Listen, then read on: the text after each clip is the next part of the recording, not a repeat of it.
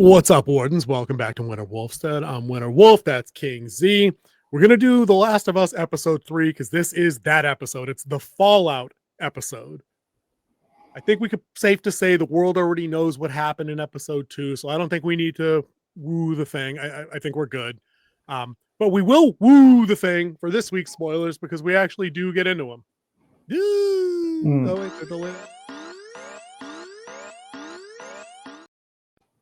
Yeah, you can only go spoiler free for so much, and we really like to get into like the nitty gritty and like break down motivations and craft and things like that. And you can't do that unless you blow some of the story. But so we're in the Fallout phase here. It's the events after two big things. We get the infected attack on Jackson Hole, repercussions there. I think we shy away from a whole lot of that because they focus on big point number 2, which was Joel's death. Yep.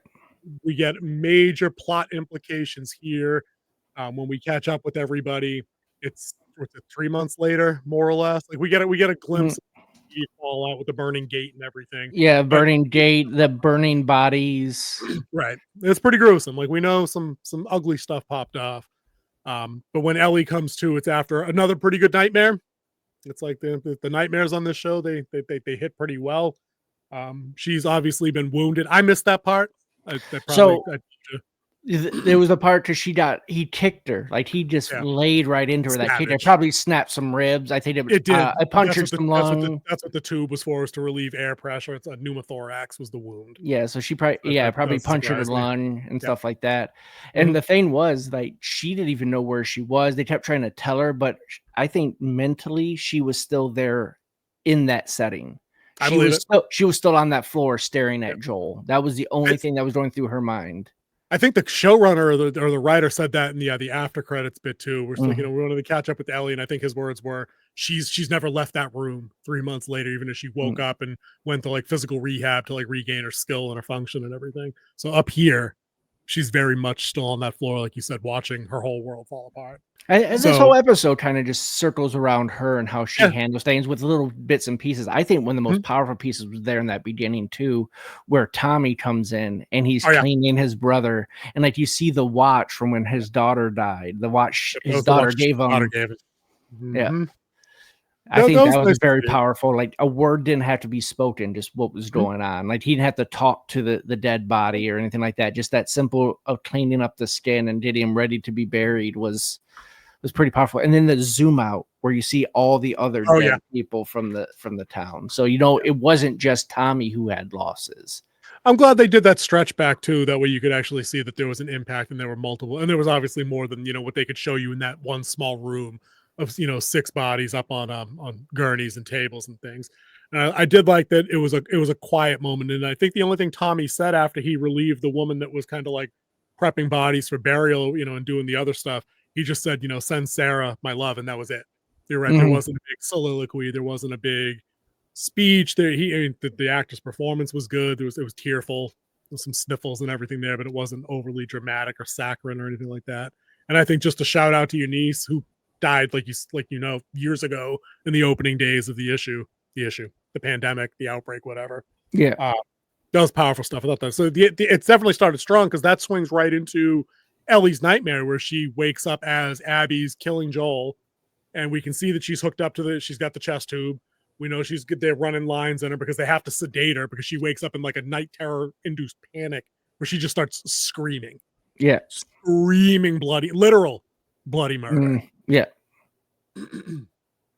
So I thought that was also, that was a nice 1-2 punch of like emotional fallout. Again, I'm going to go back to Fallout a lot in this episode, I think, of how they started things off. What did you think of her just waking up in like the cold sweat and terror? I thought that was terrible. Oh yeah, it was. I think that's one of the things that led me to believe that it was still like at that point in time, she'd never mentally left that cabin. Like that's the only thing that she knows at that point. And like her having to be sedated, I think that probably would have to happen. That probably would have to happen for a little while after she got to the hospital.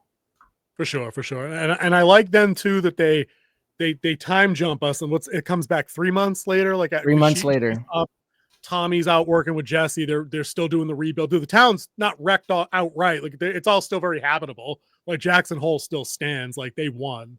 You know, Mhm. they buried their dead. They're rebuilding things. It's clearly springtime because dudes are outside working in like t-shirts and like light, very light attire. I didn't see any snow on the Yeah. ground anywhere. I didn't see any breath pluming or anything. So I know they were squarely in the spring now, and they're just kind of still doing the rebuild. Ellie's still in the hospital. Must have been a much more severe injury or set of injuries, plus the psych stuff likely that was keeping her in there. But we get a visit from the psychiatrist. I thought that scene was okay-ish. It didn't hit like Joel's scene with the psychiatrist in episode 1, but it was all right. Do your take on any of that? Anything there you wanted to touch? I actually, I like the follow-up to it later where she's there watching the baseball game, Yeah. Yeah. and then she's explaining, like, she's a liar. There's Mhm. people who lie, and then there's liars, and she's a liar. And she can't be saved. Yeah. Double down. And she can't be saved, which I thought was a good warning to Tommy, because again, and just as a reminder to folks watching our stuff, I didn't play part 2, and I'm pretty sure the Yep. King didn't play part 2 either. I So didn't. whether or not I any didn't of have these game scenes, money back then to actually buy it. I wanted to, but I didn't have you game money back then. you didn't miss much. It's an inferior game to the first game in by every measure, but still. Uh, but I think they're gonna have to change up some of those things, because I don't think we get that cut scene between that kind of character and Tommy at that point, because a lot of the game does focus on Abby until Ellie catches up with her, which is how this episode kind of wraps up, and she's on her way. But there's a lot that happens in between. We get that talk with the psychiatrist, and one of the things I had on my little note card here, uh, is it me, or has Ellie actually gone through some emotional growth through all this so far?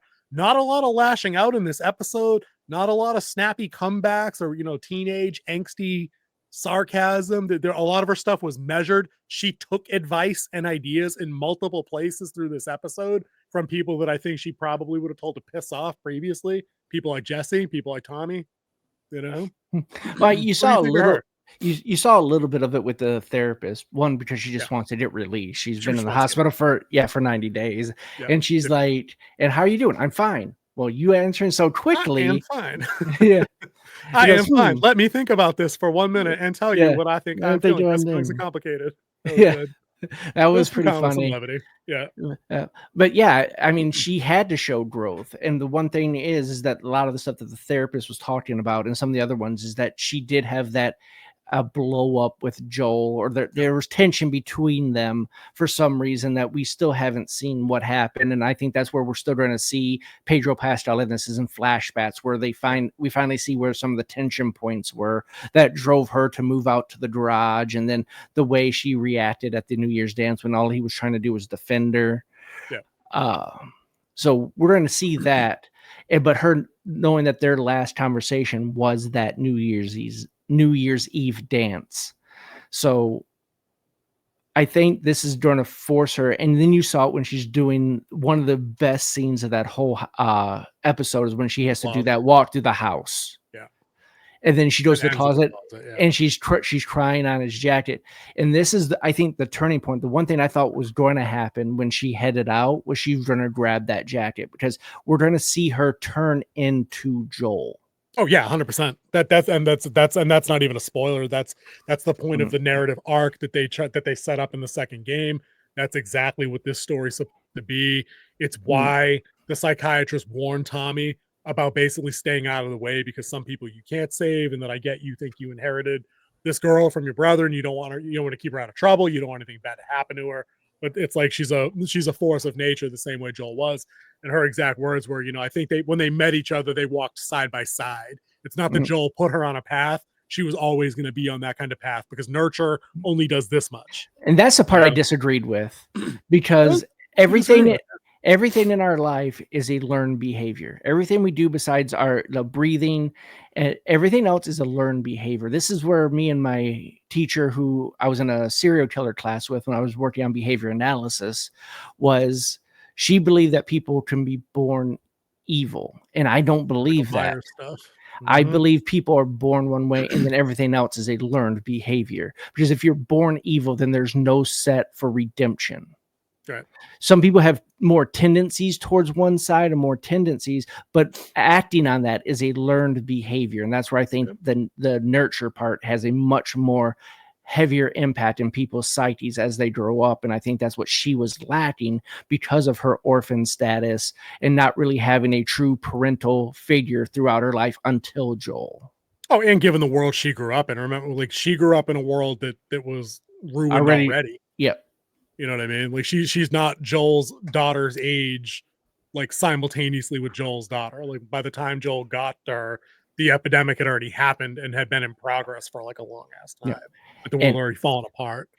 And I did get my teacher to concede to me on that. So I mean, dude, the psychotherapist saying that it's this much is wildly off base by most current, psychological or psychiatric theories. At best or at worst, depending on your your philosophical bent, it's 50-50. It could only ever be 50-50 better or worse. But I tend to lean where you're leaning anyway. I think that how can a being capable of higher reasoning, how could anything not be learned behavior besides breathing? yeah, Somebody taught you one way or another. Impulses are impulses, but even those can be trained against and learned against or learned from. yeah, So yeah. but it made for interesting TV. Yeah, all your involuntary actions are the only thing that is really Right. hard coded into you. Yeah, for sure. So Ellie was probably, for the purposes of their story, what they're trying to do is exactly like what you said a minute ago. Is that Ellie is going to be forced to make similar decisions to what Joel made, to what Abby made. And the point of the game and the point of the show should likely be, does she end up making those ultimately? Will she sacrifice, because nothing's normal in this world, but will she sacrifice a normal life with Dina in the pursuit of vengeance, or justice, as she called it? Because that was a good scene. Let's talk about that scene. Because I think that after the town meeting happened, I got to be honest with you. Usually you're the guy that reminds me about pacing in these shows and things that feel like they're 3 hours long. I felt like this episode went on forever, dude. After the town meeting, I was like checked out. Like I had to watch this in like bursts of like 15 minutes, and I never have to do that with shows. But the town hall scene is pretty clutch. We see Ellie's kind of training with Jesse. She's working a heavy bag to kind of rehab a little bit. They're reinforcing that she's got that wound to the right side. He's trying to like encourage her and kind of poke and provoke her to like toughen up a little bit. He has that great line where he's like, oh, another week of this and you'll be right back where you were before it all happened, which is about 80% of where you should have been. So I thought that was a nice little dig. I like that. That was clever. Backhanded comment. Backhanded compliment. It was pretty solid, but it's their vibe. It wasn't meant with any kind of malice or anything like that. But it's months later and following up on a previous conversation they had, how someday he's going to be in charge of Jackson Hole. He's that guy. He's like, he's the Joel in waiting or the mayor in waiting or whatever. And now he's on the council. Like he's got a seat amongst, I think they have 11. I'm trying to remember how the vote went down. I think it was 8-3. 8-3. So it's 11 and Jesse's one of them. And she tried to pump him for info. Like, hey, which way are they leaning? What do you think? And he's like, yeah, I can't talk about it. Yeah, we don't discuss votes ahead of time at all, right? And she's like, dude, it's me. And he's like, yeah, but still no. And then he gives her, and this is like that first good piece of advice where he's like, write stuff down, organize your thoughts, present it, because no one's going to make a decision until everybody's had an opportunity to speak. And she goes, oh, great, I got to write things down because I'm an idiot. And he's like, no, it's just because you're angry. Like, just write shit down. Trust me. And then he leaves quiet, but she doesn't bark back for a change. Like, there's no retort. I thought that was that marks some, again, that it made the note card for growth, and she had a very similar, what was the scene where she went to Tommy. It was after Dina had come to her and said, hey, I have info. Yeah, she went to Tommy first about it. She displayed all the information she had, the scene with her and Dina. I just will get to that next, but they went to Tommy, and Tommy's like, you have my support. He's like, we will back you. And he's like, but you have to do it the right way, because we are still recovering. We are still one town. And I thought all those positions when they came up we can do Dina and Ellie next, but just as a glimpse of that town hall scene, I like it because there were different opinions and none of them were, dude, this is what we're talking about all the time, right? On this channel. None of the opinions were wrong. Whether it was the mom that was like, you're going to send 16 of our sharpshooters. You can't guarantee they come back. He's just our best, right? You can't guarantee anybody comes back. You can't guarantee they find who you want to find. Oh, and we took an ass kicking that we're still not recovered from, like physical security wise yet. Yeah. And then Seth has his, recovery Oh moment. man, I Pretty love dope. Seth. I It was love pretty Seth. badass. Yeah. Pretty badass. Because But he had because the two main yeah, points was revenge / justice yeah. versus forgive and forget. Mhm. And that's when you had the Asian guy step up and he's like, yeah, I'm not even Christian, and I believe that this is still proper Opportunity teaching for of mercy. Yeah. yeah. But even that's what I mean. Even in those viewpoints, especially with the mom, she's like, "I love Joel. I'm not saying we shouldn't do this. I'm just saying this is a really stupid time and a draw on resources that we don't have right now." And Tommy told her the same thing out when they met outside. Like, listen, I'm not saying I wouldn't. I'm just saying this is a dumb idea. And then Ellie tries to counter, and she's like, "Dude, if it were you, Joel would be halfway to Seattle." And he very astutely pointed out what he's like, "Yeah, to save my life, he would." Yeah. But I've watched him not go when people were already dead, and it ruined him every time that he lost someone. Yeah. And he's So like, again, he there's all was these my clever, brother, and right? I Oh, know that you was cool. don't act like you know him better than I Yeah, do. yeah, don't act like I didn't know him, dude. That was good stuff. I was like, yeah, dude. I'm glad that I'm glad that Tommy and Jesse both, and I think I mentioned this last week. I'm glad that they're both not being disincluded from like the main story narrative just to pump Abby and Ellie, because now they've built an ensemble now. Now I want more of those two. I want more of the psychiatrist. I want to know what happened to Eugene. I hope we get that in a flashback because they referenced him again. Yeah. This week as Dina. Well, actually, this is a good segue. Dina explains to to Ellie when she gets out of the hospital. Eugene gave me some info on this patch I saw because I do know all the people's names, and she lays it out in the descriptions and all that stuff. And then she sketches the WLF, was it the Western Liberation Front for Wolf? Yep. That was kind of their symbol, was the wolf. Wolf And then he with said, yeah, WLF. They say right. wolf. And stupid. And then they just called them fucking morons. Like, all right, I'm coming around on Ellie a little bit. And she says to Dina, or Dina tells her, I talked to Eugene about him once. I heard him say, it's a bunch of smaller resistance groups. They're one of the smaller groups that were out there fighting Fedra, who was the government leftover agency from the first season. And Eugene's point was, if all these effing groups just got together, they could probably win. Yeah. But then they did some setup here, and I'm the setup king. They said, oh, it's one of those smaller groups, and we've never heard of them, so they're probably nobody. And then they follow that up later when they're on horseback on the ride, and they have that. It was kind of cheese where they're doing movie quotes, and Ellie's like, yeah, there's about to be a whole lot less wolves. And Dina says, which movie was that? And Ellie's like, I was just trying to sound like a badass. I thought that was kind of funny. Yeah. And then we get the closing scene, which I don't even want to mention yet. I want to end on that because I thought that was powerful shit. I love that closing image. Woo! What I thought of that was we were before we were recording, we were talking about Craig Robinson, and he has a recurring character on Brooklyn Nine-Nine where he's a car thief, and he's helping out Jake Peralta on this, which is played by Andy Samberg, and he's like somehow he gets a badge and a gun, and he's like, the blue line just got a whole lot thicker. Dude, that's such a Daryl line too. Yeah, and then he had another one. He was like, New York's finest. He's got a hell of a lot finer. I got to start watching that. I really do. So Dina's having this chat when Abby gets home. It's after the closet scene that you talked about. It's like the slow walk through the house, looking at pictures on the wall. She goes to her old bedroom. Where it hasn't been touched. Hasn't been touched, minus the bed was missing. That was it. Well, that's because she moved out to the garage and probably took it with her. But everything else was where it was. She goes into Joel's room, walks slow, sees the box, sees the the nice box on the bed that Tommy probably put there because the watch is clean. I think it's on a black shirt. Like maybe they're gonna bury him in that. Oh no, because he was already buried.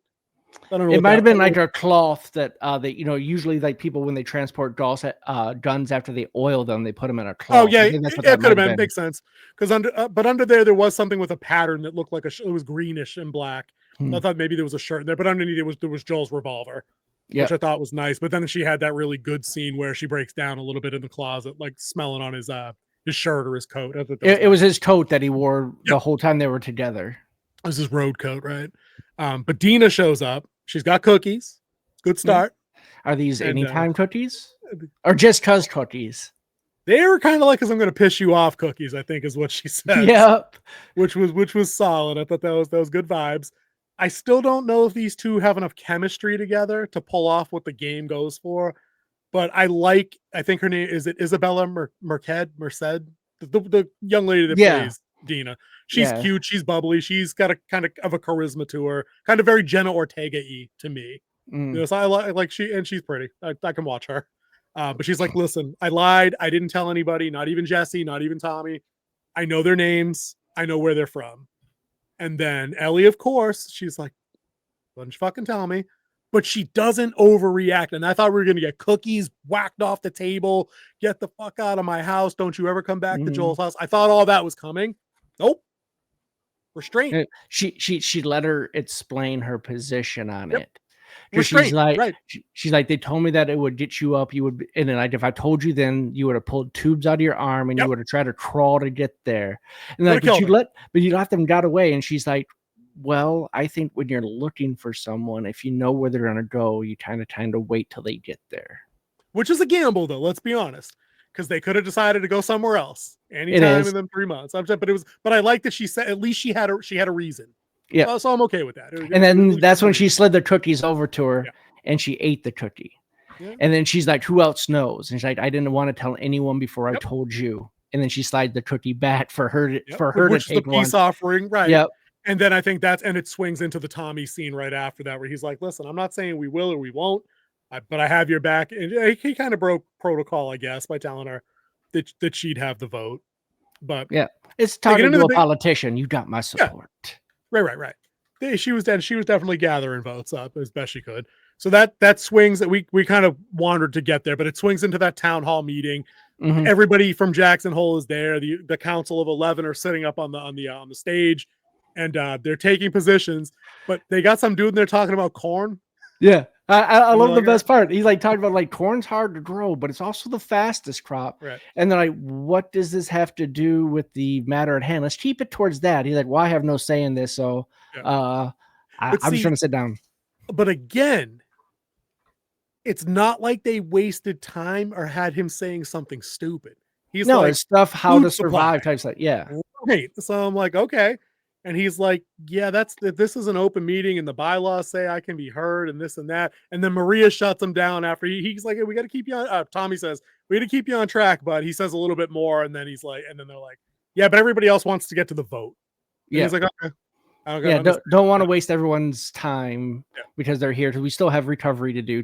That's the time of trying to move it along. But it wasn't wasted. You know what I mean? They weren't just talking about some bullshit. Which was they could have made it really bad. Like if he was there, like to complain about some noise ordinance, like people were working on their house after dark, and it's keeping me awake. And I requisitioned 4 socks and got 3 socks, and we're gonna put that to a vote. Like no, dude, corn, food. It was. Believable type dialogue that would for town meeting. Yeah, for a hot time. You and I both probably been a bunch of those. They get to some of the stuff we had already mentioned. There's a young mother who's talking about, I love Joel. We all love Joel. He meant a lot to all of us, but we really can't send 16 Navy SEALs to go find these people. We don't know where they are. Well, we got a hunch. We got some leads. That's it. Yeah, who's going to be on the wall if the Raiders come? And again. It's a well thought out argument. Yes. Dude, well thought out argument. She's like, we got to rebuild. Who's going to be on the wall? You can't guarantee me y'all come back, and we're already down. And that's the one thing I wish they had mentioned, even in a throwaway line, was to what degree were the human losses in the attack? I'd like to know. I'd like to know. Hey, we lost 30% of our people, including 80% of those folks were fighting or childbearing age. Like, I'd like to know, like, how bad it got. Because, they got a town meeting. They're all well-fed. They're out there in the sun building shit. So, obviously, they won handily. But I'd still like to know. Because by the end of what we saw last week, shit was on fire. People were dead. People were shooting themselves. In the wall. And they mentioned that. That's part of Ellie's speech. When Ellie takes her turn, she's like, she's got her notes. And she's even cadence. And it wasn't too... emotional. She wasn't angry. She wasn't overly sad. She just kind of kept it to the point. And she's like, I think what makes us Jackson is us being there for each other. She's like, I guarantee you, if somebody came for one of you or I'd be there for you, I'd be there. So she has like a good speech that she lays out. And it was a well thought out argument too. Well thought out argument. It was. There wasn't, dude. It was perfectly done because it wasn't for one of those things where we're talking about. I felt like somebody hit me over the head with their point and didn't want to let anybody else have their say. Yeah, the only Like person who had that was Seth. Seth is the only one who would like shut other people up on him.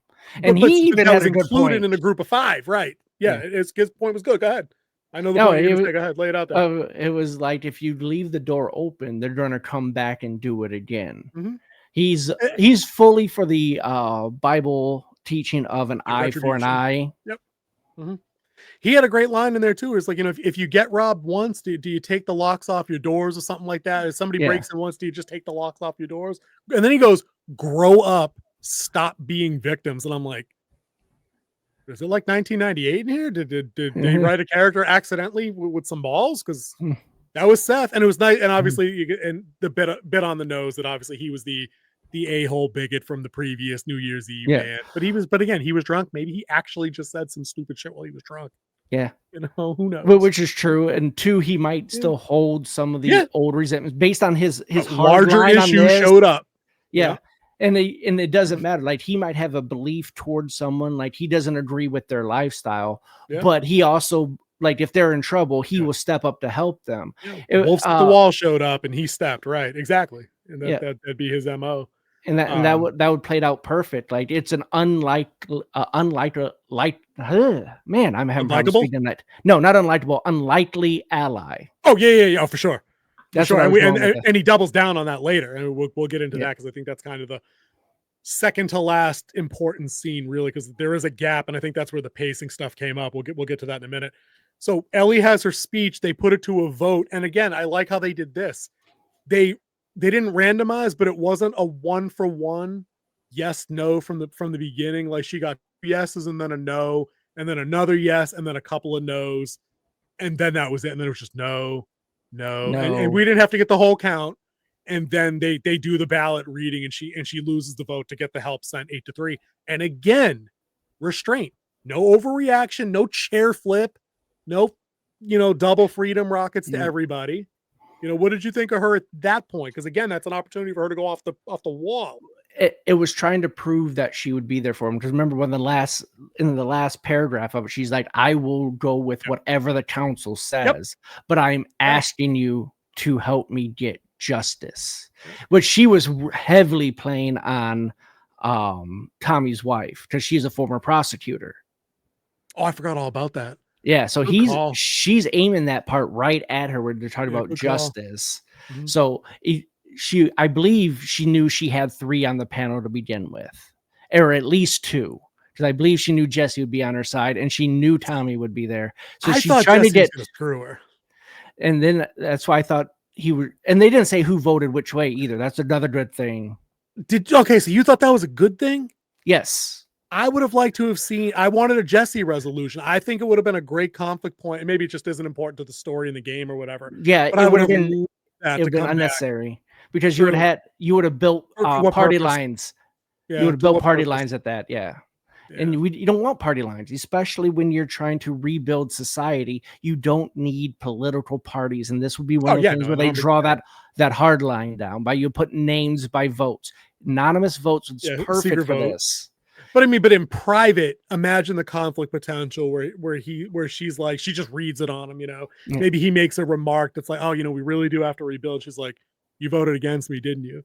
And then they have a little falling out and a thing, and then like maybe they're out on the road, and this is where Jesse reappears and big sacrifice or some shit. It's just, for me, it's a scene I'm interested in. I get that it might not fit what they were doing, so I'm okay with it not happening, but I love brainstorming how that might have looked. You know what I mean? Yeah. It's something we do that all the time. I do believe she was pointing her speech towards Tommy's wife because I believe she believed if she got her, she would help pull some of the others. But the one thing they didn't do either is have a deliberation. Between the council. Dude, they kind of just went thinking that they probably just voted on their own. So if you're pulling one person, you're going to have to speak to the others, and you probably have different people with different point of views who aren't prosecutors, who don't believe that would be justice, that would be revenge, and satisfying one person's hurt compared to fixing a whole town's worth of hurt. For sure. And maybe the reason they skipped a deliberation there was because they already kind of did that with the townspeople giving their opinions. those opinions likely would have been reflected by 3 or 4 people on the council anyway. Minus the unique position of Maria, the kind of is she technically like, is she the mayor? Is she like the council, like high council woman, or is it an even panel? It's an even panel. All of them have equal say. Once you're on the council, you're kind of like one of those leaders. I was trying to remember if anybody had ever addressed her as like a senior person who just happened to preside over the council of Lemley. Is she like the chairperson? I don't know. It's not even important, honestly. I think each of them like have like their own like area that they're responsible for, and then they're all responsible for the well-being of the town. Right. That's my take from it. And as a former government employee, I mean, they could all just look to her as the de facto leader anyway, by somebody that understands law, order, governance, whatever. That just might have happened. That shit like that happens in group dynamics and team building anyway. Yeah, the person who has charisma and kind of like as a natural leader, the rest kind of usually follow that lead. Sure. But I do like how they all had their own thoughts on this. Like they didn't, like I said, no deliberation, and they didn't have a chance for someone to sway someone else's vote. They all voted their conscience. And that's probably the best way to do this when you only have an hour to do your show. And like I said, and it's an HBO show. We talk about that all the time. There's no wasted time for them. When they get it right, there's no wasted time. This is kind of like the second half of the episode now, but I feel like nothing happens for a while. They make their deal with Seth after Dina figures out Ellie's kind of going to head out on her own. That scene was okay. I thought that was all right. She's like, you're just going to go what? Northwest? It was Dina's being the brains of the operation, and instead of going off of the pure emotional driven Ellie, which we know she's emotionally driven because that's what they painted the picture of in the first 2 episodes. Makes sense. Is that she's emotionally driven. Right. Yep. She's the id. But I like that when Dina shows up as Ellie's about to leave, she's like, you got a bag of guns, you got anything to eat? Any medical supplies? We're gonna wear boots, right? Because we're not gonna go cross country in Chucks. You jackass. Yeah. And I love the map out there. Yeah, go ahead. Do she's like, I love your consistency, but we're doing this in boots. Yeah, we're gonna wear boots. We're gonna bring winter jackets. You're gonna wear all the clothes that that you're gonna bring. Stuff your pockets with ammo. I got a guy who's got a guy. He's gonna help us out. Turns out that's Seth, who's probably like a quartermaster type. So he has some access. Like we know he is. He worked at the he was working in the restaurant. When he gave him the steak sandwiches to go on patrol. So he has access. He worked out. They accounted for the horse. So we got somebody in the stable who's sympathetic to our cause. And then Dina's like, dude, fucking really? He's trying to help you. Shut your trap. And that was kind of funny. It took her a while to get through that too, because she still has that butthurt type mentality, which I mean, she has all right to. I mean, what he said was kind of bigotry, but dude, it was rude as hell in front of like the town at a party. Yeah, so she has a right to still be upset about it. But I do like that they still shook hands at the end. Like, just because I made a mistake once doesn't mean that's who I am always. Yep. And also, here's the gun I'm giving you. Trade, it's better. Trust me. And then she works the slide, and I'm like, yeah, it sounds like it's in better shape than yours. It's definitely a better gun. I know that rifle quite well. The distance what outshot hers twofold using the same ammunition. It had a better scope on it, and yes, it was very well maintained. You could tell. I'm not a big long arm guy, and I've had experience with the fair share of sidearms and a little collection. But I could tell that was in much better shape than whatever she threw on her bedroom floor every day she got home from patrol. You could just tell, that was cool. But so they head out. It's just Dina. It's her, one horse. Again, very smart. It's too big on our resources. We're just going to ride, double. One horse party. Yep. They're going to head out. And then this is where it starts to fall apart a little bit for me. I'm like, they're in Wyoming, right? Jackson Hole, Wyoming. In a span of 10 seconds, they have one little scene in a storm in a tent. When they wake up, they're 10 miles outside of Seattle. So unspecified time jump, fine. Yeah. Because I don't need feelings on the road, feelings on horseback. But I'm like, y'all went all this way and nothing interesting happened. We didn't do the first, like the second kiss, the first sex scene, the first argument. Like there was no, which they don't need. We fast traveled. We didn't need any of that group that bonding dynamic built at all between the two of them, because they left it at a place where it's will they, won't they? They talked about the kiss in the tent a little bit, and it kind of got laughed off a little. I guess So that's probably appropriate. But did you have the same feeling when Joe left Boston in the next episode? They're outside Kansas City. But they didn't though. There was all kinds of shit that happened in between, wasn't there? It was like maybe 30 minutes. Oh, dude, no, dude, you know what it was? It was the bottle episode. So it felt like time had gone. But okay, maybe they just zipped past it because there was nothing really to do. And again, I think this is where, and somebody can tell us, this is where the show has to differentiate from the game, because if I remember the game, to this I think this is the Abby section. This is the Abby section, time, right. Which I think we might be jumping from here on out, jumping back and forth from episodes. But like based on what works, so let's because we're coming up on our time here for the review. The last scene here is Dina and Ellie catching up with the cult of people that worship the prophet. They were on like a pilgrimage. They were leaving. They were going to find a new home. Yeah, I know there's a name for them, but I can't recall. I know it starts with an S. That's all I can remember. I forgot the name of them. Don't worry, we'll just call them the cult for right now, because they all had ritual scars and they reference the prophets. We're just going to call them the cult. And the thing about the hammer, which I believe if we go and watch the trailer of the game, they're the prophet's the one who was winging people. Had them up and broke their arms with hammers. Yep. So, but I liked how they explained the prophet too. Like it's the prophet isn't magic. It's just a normal person who can see through stuff and share it. Like so. She's with us because we have her teachings, but she's not still alive. And she's not a magical Deus ex machina kind of situation to do that. So when we end that brief scene with that group, they're taking cover because they know they're being tracked, or they've stumbled upon someone. No, the whistle. They said wolves. They do the whistle. Right. Well, she's like, demons, Dad, and he goes, no, wolves. Right. So we knew they were in danger. We already got that. Dina and Ellie find them on the road on the way to Seattle. So they're kind of already now locking in geography. Dina heads, they see one body down. Ellie's like, I don't know. He was running away from something. He got shot in the back by all kinds of different calibers of stuff. And I'm like, how would there be shells next to the body unless they just shot that dude while he was down? Exactly. They just shot him in the back a lot while he was down, probably. Okay. Maybe. Confirmed kill. 8 shots? Dude had like 8 shots in his back. I mean, they shot him 8 times and then 1 in the head. I don't know. But Dina stumbles to be said about overkill. There is. I mean, you shoot until the threat goes down, but I mean, the dude was unarmed and running away from you. We would have got in trouble. The U.S. military, once someone is down, they're now considered a non-combatant, and then we don't shoot them anymore. I don't think they do war crimes in this world, though. So I'm just gonna let that. I'm gonna let that. Yeah, there's no Geneva Convention anymore. They don't do that shit. That's another good Dwightism, because some town in Geneva, some town in Switzerland says you have rights. So I gotta give you the rights. But Dina stumbles off the road. She's investigating around while Ellie's kind of doing the shell counting and everything like that. And she comes booking it back in and just yaks. Yeah. And she kind of just gives it the whole, like, the panic point. And then Ellie and again, another Bella growing on me a little bit here in this character. No overreaction again, but she sees the slaughter of that entire cult, and they linger the frame on dad and daughter, who kind of like died next to each other in their cover position against the fallen tree. They spared nothing on that one. It wasn't gory, but anytime there's a dead kid on screen with blood coming out of an eye and out of a mouth, I'm like, okay, that's gruesome enough for me, guys. I don't need to see the head caved in. I don't need to see gunshot wounds. Like, I'm good.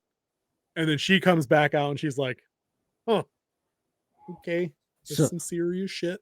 Yeah. So where I had an issue with this is that she went in with a long rifle ready to shoot. Dude. She should have had the sidearm, and that, my man, because that's a more close combat. With that rifle and its bolt action, you're going to get 1, maybe 2 shots off before someone is on top of you. Were you thinking that when she was when they were riding as well, that the long arm was just a dumbass first op? When they were riding, the long arm would have been fine, because they could have saw the target. She could get up. Now shooting while riding is extremely hard. While moving, right? Yeah, it would have been fine, because it's like firing a rifle. If you had an M16 or an M4, it would have been fine. A bolt action would have been a little bit slower, but it would have been fine because she has a distance. But when you're coming into a closed quarter, like in the woods like that, you're not quick scoping. Right. This isn't Warzone. You can't quick scope. So You need to be able to snap up and be ready to go. But Now, I mean, you could turn it to the side because, like, Yeah. when we were doing, when we were studying the M16A1, which we called muskets later, when we were doing room clearing, we turned it to the side because the sights were pretty much worthless at that point. Once you get inside a building, so we turned the weapon sideways and then look down the barrel because it's more likely you'll hit what you're going to shoot at in a close quarters like that. But that's not the kind of rifle she's packing, right? No. No So shot. she should have switched to the sidearm. But once again, that's me just being nitpicky, having the military background. But she might have had some of that given the world she grew up in and people that she's trained with. Like she went to Fedric camp. We saw that in season 1. I'm fairly certain marksmanship was part of her background. But they probably still didn't talk about tactics between when to use rifles, when to switch to your sidearm. And like if you're in a firefight, it's quicker to pull your sidearm and start firing than it is to reload. Yeah. Definitely so, but I mean, even then, it's like there was just something weird. I have to ask Mrs. Wolf because she's a very accomplished equestrian, and she shows, and she's actually done some of the. I should share you some of the videos. Sometimes she's done the mounted shooting at the targets while running the pattern at speed. Pretty badass. It's basically some cowgirl shit. Sidearms and the rifle, the Winchester, the repeater. But wouldn't it have made more sense to have Dina behind her? Rocking the rifle, that way Ellie could keep one hand on the reins to control the horse, because if she has to raise that rifle with one hand to work it, she could fire once holding the reins one hand maybe. Like I just thought there was no mount control at that point. But also Dina wouldn't have anything to balance on because she kind of has to hold on to Ellie, throwing her off. So more than likely she could reach around and take the reins control. And why she took, and then Ellie could have braced into her too. She could have leaned in. Yeah, good point. Well, we just spent 7 minutes talking about the logistics of firing on horseback and how to room clear, not a room, but okay. But anyway, so Ellie comes back out. She's seen some effed up stuff. She's like, dude. And then Dina's like, it's the smell. And Ellie's like, no, actually, it was pretty terrible. Like, it was just pretty terrible back there. Yeah. But again, she's not, there's not a whole lot of brash. It's not a whole lot of, there's no sarcasm. There's no, she's changed some. And I like that because like what I say at the beginning of our show in episode 1. Yeah. I don't like that they've ratcheted her up to 12. So part of me believes the reason why she's changed and the reason why she's a little bit more reserved or like deadpan as she is in a lot of this is part of her died with Joel on that floor. And she hasn't recovered that part of her and she's closed it off because she believes that's what soured her relationship with Joel and it died with him. So now she's just, let's be down to business. Kind of like what Joel was like when his daughter died. Remember how dead in the eyes he looked at the beginning of the episode? Yeah. He called her cargo when they met. I'm talking about that very first scene where he has to burn the child because it was, and he's like, he just walks over and puts it in like the very beginning of the first episode. He was on grave detail. Yes. Oh yeah, dude, that was ice cold. Yeah, dude, I wish you hadn't brought that up.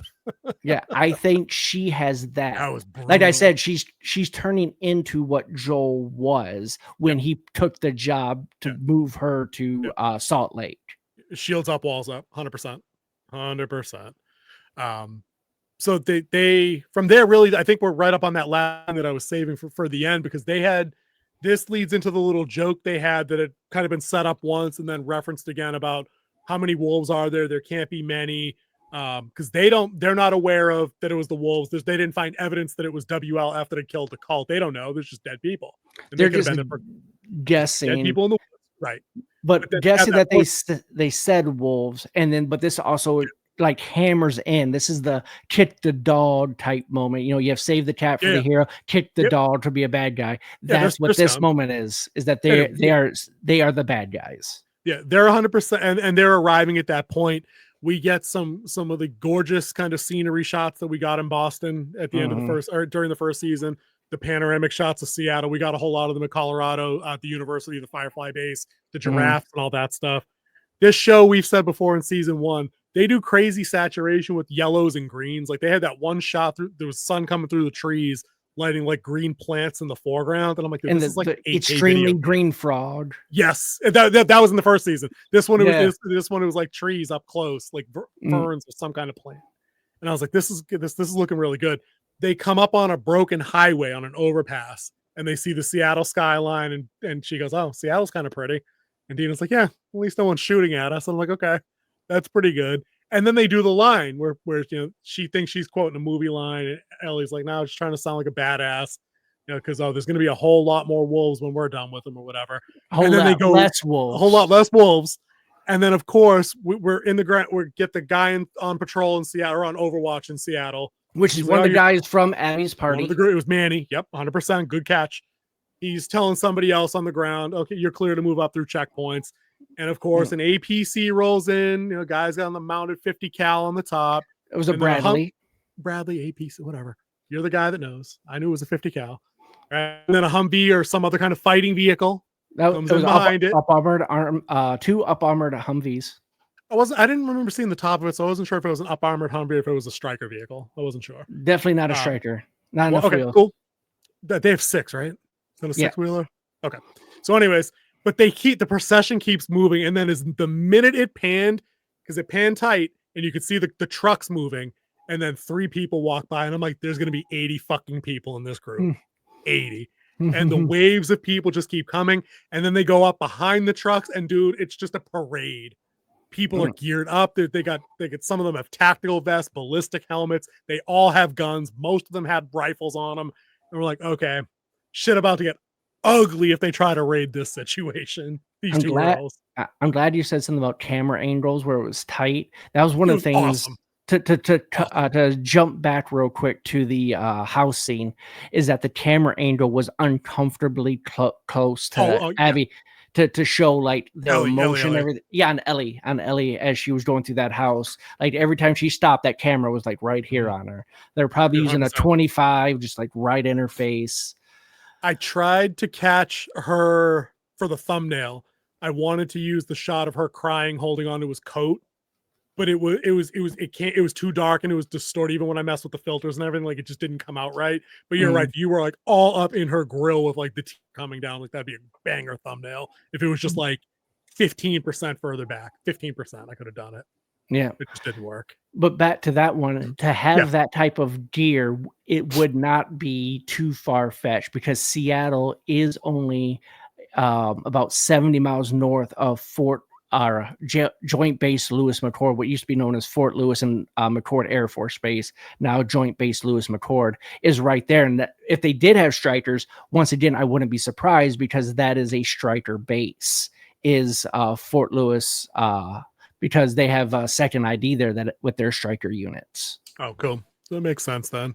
And over the course, and again, because there's a 5-year time jump, we don't know what elements of Fedra, because I think part of both games is you acquiring gear that you liberate basically from fallen Fedra bases. That's a common gameplay mechanic in these kind of situations. You always up armor by finding fallen bases and stuff like that. But I thought that was a great way to wrap an episode that I thought started strong, had a decent middle, because I think the town hall thing is right around the mid mark, if I remember the pacing correctly.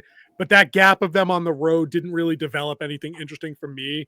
And then it hit really hard at the end where they found the cult that had gotten murdered, and then they're revealed that the wolves aren't just like Manny, Abby, and the other 3 people from the lodge. They're a set.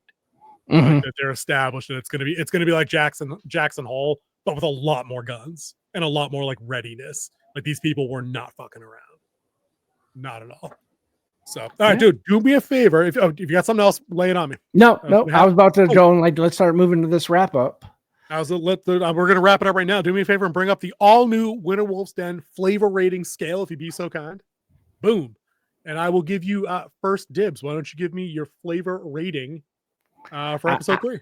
I think this was a great tie-in to what happened in the last episode. It's a great reaction, or how would I put this?